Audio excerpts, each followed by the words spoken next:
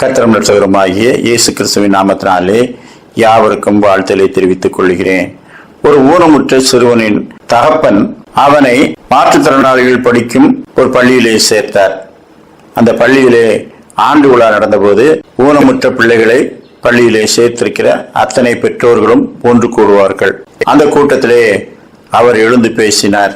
பிரசங்கி 3:11 அவர் சகலத்தையும் அதினதின் காலத்தில் நேர்த்தியாய் செய்திருக்கிறார் என்று வேதாகமத்திலே நாம் வாசிக்கிறோமே. எனக்கு அப்படி தோன்றவில்லை. என்னுடைய பிள்ளையை அவர் நேர்த்தியாய் படைக்கவில்லையே, உங்களுடைய பிள்ளைகளையும் அவர் நேர்த்தியாய் படைக்கவில்லையே. எனவே எனக்கு வேதாகமத்தை நம்புவதே சிரமமாக இருக்கிறது என்று சொன்னார். அப்பொழுது மற்றொரு தகப்பன் எழுந்து, கர்த்தர் எல்லாவற்றையும் தெரிந்துதான் படைத்திருக்கின்றார். இது ஏதோ கைப்பிசகாக அல்லது அவருக்கு தெரியாமல் மாற்றுத்திறனாளிகள் பிறந்து விடவில்லை, அவர் தெரிந்தேதான் உண்டாக்கினார். யாத்திராகமம் 4:16 அப்பொழுது கர்த்தர் அவனை நோக்கி, மனுஷனுக்கு வாயை உண்டாக்கினவர் யார்? ஊமையனையும் செவிடனையும் பார்வை உள்ளவனையும் குருடனையும் உண்டாக்கினவர் யார்? கர்த்தராகிய நான் அல்லவோ? என்ன, தெரிந்தே உண்டாக்கினாரா? ஆம், உண்டாக்கினவர் யார்? நான் அல்லவோ என்று சொல்லுகின்றார். எதற்காக உண்டாக்கினார்? குறைபாடு உள்ளவர்களாக இவர்களை உண்டாக்கி அந்த குறைகளை எல்லாம் தாங்கும்படிக்கு பொறுப்புகளை மற்றவர்களிடத்திலே கொடுத்திருக்கின்றார். பெற்றோர்களும் சமுதாயமும் பலவீனமான பிள்ளைகளை தாங்க வேண்டும். ஒருவேளை மாற்றுத்திறனாளியாக நாம் பிறந்திருந்தால் நாம் என்ன செய்ய முடியும்? படைத்தவரை குற்றம் சாட்டி அவரோடு போருக்கு நிற்க முடியுமா? அப்படியானால் நம்மை முழுமையாய் படைத்திருக்கிறாரே என்று உணர்ந்து நாம் அவரை ஸ்தோத்திரிக்க வேண்டும். அப்படி பலவீனமாய் படைக்கப்பட்ட பிள்ளைகளுக்கு நாம் என்ன செய்கிறோம்? இதை சோதித்து பார்க்கும்படிக்குத்தான் கர்த்தர் நம்மை படைத்திருக்கிறார், அவர்களையும் படைத்திருக்கிறார். அவர்கள் மீது அதிகமாய் அன்பு காட்டுகிறோமா?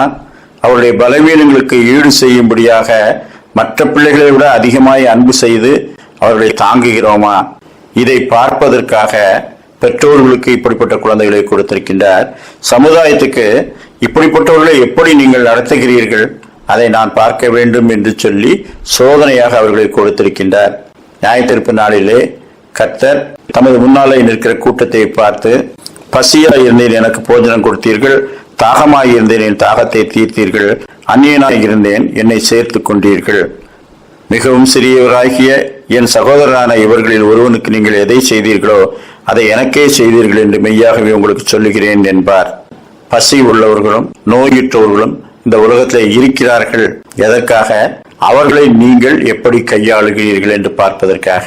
அப்படிப்பட்டவர்களை சேர்த்து கொண்டு அவர்களுக்கு கல்வி அளித்து அவர்களையும் மற்றவர்களைப் போல சம தகுதி உள்ளவர்களாக மாற்ற வேண்டும் என்று இந்த மாற்றுத்திறனாளிகள் பள்ளி ஆசிரியர்களும் அருட் சகோதரிகளும் சகோதரர்களும் எப்படி முயற்சி பண்ணுகிறார்கள் பாருங்கள்.